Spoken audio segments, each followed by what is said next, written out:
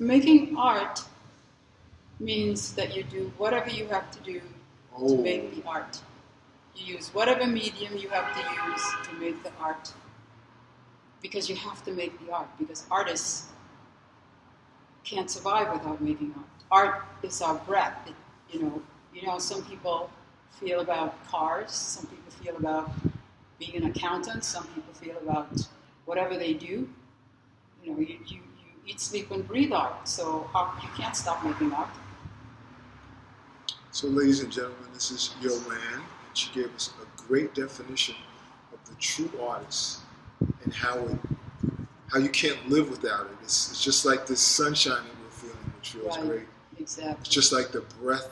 It's just the air we breathe. Right. And when we're not doing our art, it's like almost like we're suffocated. We are. It's like we're depressed. We're miserable. We can get violent. If that's in your personality and the situation occurs, you can become aggressive. All kinds of things because you're unhappy. You're miserable. And so it takes the form of coming out in that way until you find some way to release it and be free again. And now I like that you went in that direction because does the artist, or have you seen artists that have not been able to really find their way, and so they still have a level of frustration because they can't really create the way they would like to create? Have you seen that? I taught art for about 25 years, and I saw a lot of that. Yeah, I saw it in high school. I saw it in the university. I saw it in the college. And as a teacher, your job is to find a way to have the student see their potential, and help them by honing in their creativity to the point where they see themselves through their art. Wow. Okay. You're teaching me something.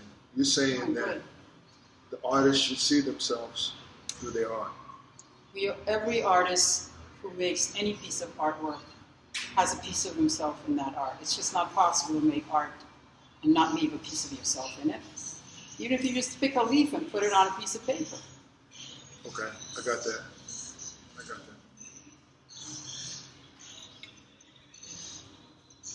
So how has the arts changed here in Newark since you've been in Newark? Has it become stronger? Has it become weaker? Is there more potential? Well, art throughout the world has changed because we've become more technologically. The word is been used as advanced. I wouldn't call it advanced.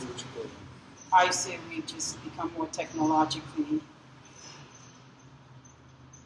There's more technology now. That's what I would say. Whether it's advanced is a matter of opinion. But technology has made it possible for every human being to participate in what only a few people were able to participate in before. And I noticed, I was doing some reading, and there is a problem, and the problem is that now we have digital.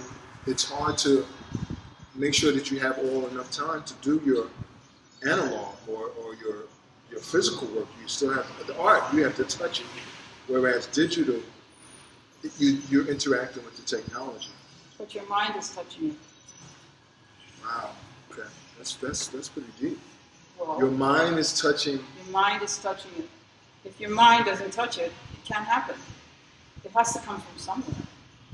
Unless you're copying someone else's work. And even if you're copying someone else's work and you're changing it, you're still interacting with it. So the mind is interacting with it. That's very spiritual that you're saying that. Even when you're designing on a digital level, that the idea of your mind, the idea of spirit is really interacting with whatever technology that is. That's right. Before you create. That's right. You cannot get rid of the spiritual aspect of anything. You can't get rid of the spirituality in anything. It exists. It's part of the universe. And we're part of the universe. And we're all